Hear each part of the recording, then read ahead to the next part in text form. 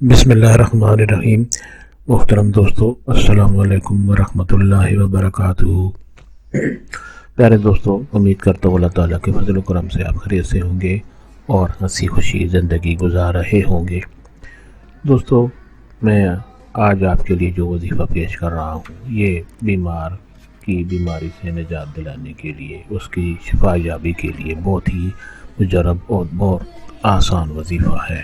دوستو، یہ وظیفہ بہت ہی آسان ہے اور بہت ہی کارگر ثابت ہوتا ہے۔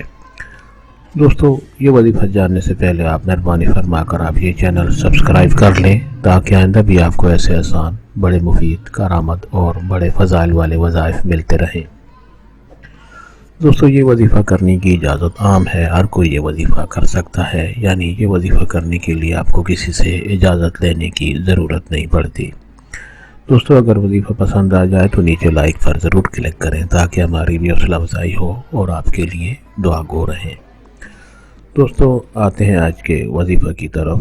آج کا وظیفہ جو ہے بیمار کی شفا کے لیے ہے، یعنی کوئی بھی بیمار ہو اس کی شفا حاصل کرنے کے لیے آپ یہ وظیفہ کریں تو انشاءاللہ بہت جلد اللہ تعالیٰ کے فضل و کرم سے، اس وظیفہ کی برکت سے اس کو صحت ملے گی۔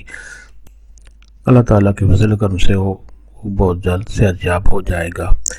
دوستو، طریقہ یہ ہے کہ کوئی بھی بیمار ہو یا آپ خود بیمار ہوں تو آپ اول و آخر درود شریف پڑھیں اور اللہ تعالیٰ کا یہ خوبصورت نام السلام، اسکرین پر آپ کے سامنے لکھا ہوا ہے السلام، آپ نے اول و آخر درود شریف پڑھ کر 111 مرتبہ پڑھنا ہے، یعنی اول و آخر درود شریف پڑھیں اور اللہ تعالیٰ کا یہ خوبصورت نام السلام 111 دفعہ آپ نے پڑھنا ہے، اور پڑھنے کے بعد آپ درود شریف پڑھیں اور بیمار پر دم کر دیں، یعنی اس پر پھونک مار دیں۔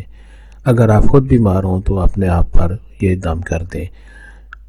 انشاءاللہ اس وظیفہ کی برکت سے بیمار بہت جلد صحت یاب ہوگا اور جو بھی بیماری ہوگی اللہ تعالیٰ کے فضل و کرم سے وہ دور ہو جائے گی۔